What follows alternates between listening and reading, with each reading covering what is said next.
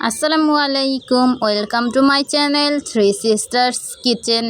আজকে আমি নিয়ে এলাম আম মাখার একটি রেসিপি। চলুন তাহলে দেখে নেওয়া যাক কীভাবে আমি আম মাখাগুলো তৈরি করছি। প্রথমে এখানে গাছ থেকে পাড়া কয়েকটি আম নিয়ে নিয়েছি, তারপর ভালো করে পানি দিয়ে ধুয়ে নিচ্ছি। কয়েকবার পানি চেঞ্জ করে আমি ভালো করে ধুয়ে নিয়েছি, যাতে করে আমের গায়ে কোনো কষ না থাকে। তারপরে একটি পিলার দিয়ে খোসা ছাড়িয়ে নিচ্ছি। আপনারা চাইলে বটি দিয়েও খোসা ছাড়িয়ে নিতে পারেন। আমি এখানে পিলার দিয়েই খোসা ছাড়িয়ে নিচ্ছি।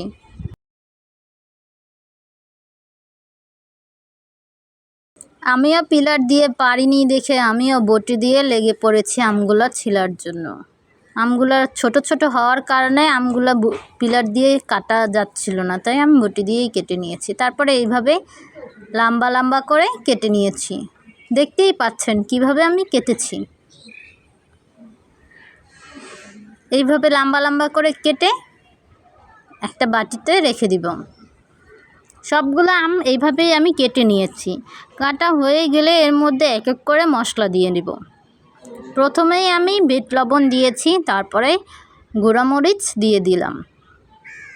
এখানে আর আমি কিচ্ছু নিব না, এইগুলো দিয়েই হাত দিয়ে ঝাঁকিয়ে ঝাঁকিয়ে গপাস গপাস করে খেয়ে নিব।